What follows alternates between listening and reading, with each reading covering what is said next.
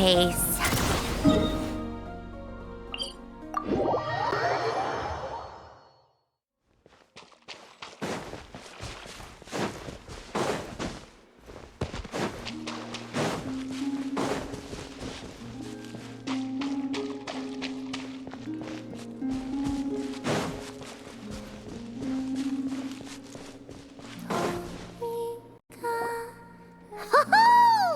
That smells great! Do we make it in time for Columbina's mealtime again? Huh. Are those kuhenki lining up? For soup that Columbina's serving? Just a moment.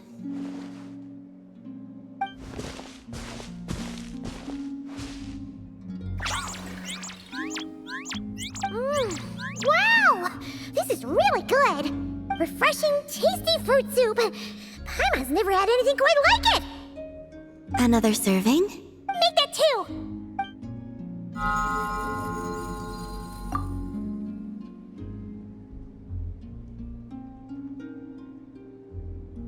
Yes. I asked Anefa for some basic recipes, and I've made several attempts. The Kuhenkian animals have both responded quite positively. Well, my sleeves are too wide. They brush against the pot if I'm not careful.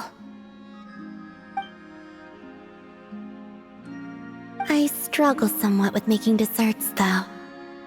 You have to get the temperature and proportions just right.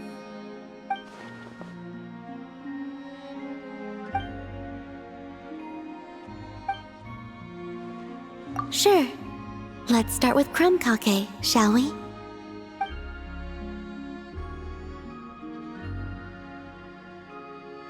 Would you like to try one?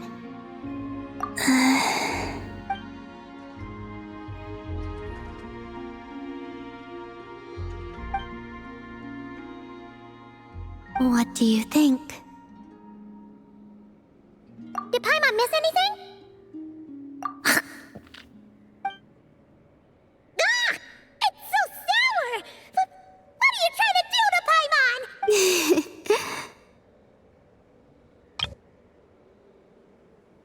It's all about the initial taste!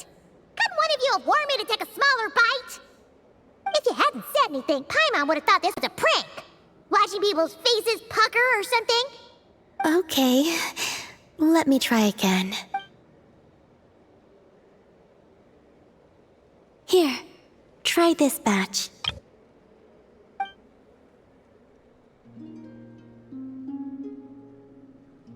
Really?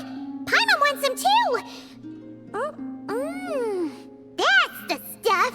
Oh, so tasty! Good enough to be given as a gift? Totally! Wait, did you learn how to cook and make crumb kake because you wanted to make a present for someone? Yes, for my friends. Do you still remember the first time you came here together?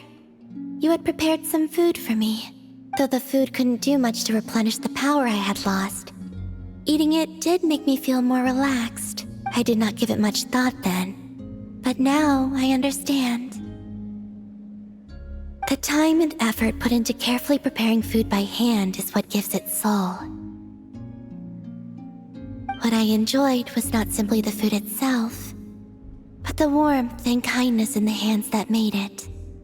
And the less those hands seek reciprocity, the greater the warmth and kindness required to match it in turn. Aww, Paimon's gonna blush if you go on like that. To be honest, we were at least kinda hoping to get on your good side back there. Indeed. But now that I understand all this, I'd like to do a little more. It's a wonderful feeling. Would you come with me to visit our friends?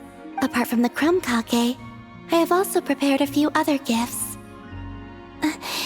But they must be sent in secret. Why in secret? If you don't mind Paimon asking. Well, you've always been the ones to pleasantly surprise me. I'd like to see how my friends will react when the tables are turned.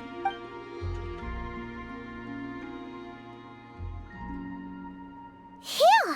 We were running all over! Finally done! Their reaction reactions were kind of surprising, though. Some didn't even realize they were gifts from you, Columbina. It's fine. I expected as much. What's important is that they were happy to receive the gifts. In that case, Llama definitely knew the crumb cupcakes and wreath on her desk came from you. Paimon can understand her being hesitant about wearing the wreath, but seriously, she stared at the crumb cupcakes for a good 10 minutes and still couldn't bring herself to eat one. It seems Yehoda got quite the fright, though. Perhaps we shouldn't have slipped the gifts directly behind her. Maybe she's just naturally more alert? Still, she seemed to calm down when Asher came over to paw at the scratching post you sent. As for our other friends who aren't in Notcry, I'm counting on you to deliver their gifts.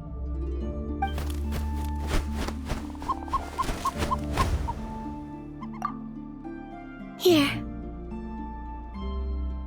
Oh, is it finally our turn? Huh? Candies? Paimon thought we'd get crumb cupcakes like everyone else. Well, you already had some of those while taste testing.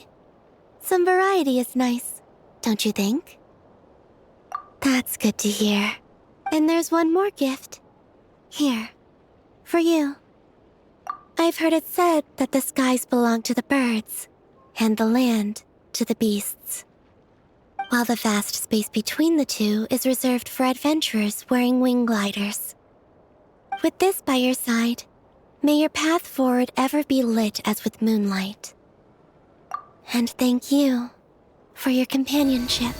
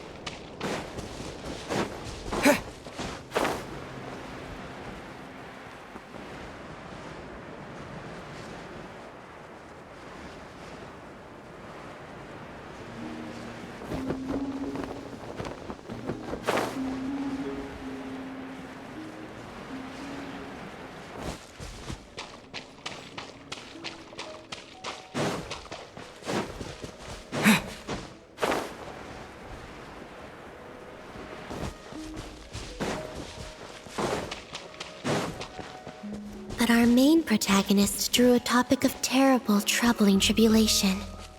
To find and bring back the undying fire. That does sound very hard. What is this undying fire anyway? Curious.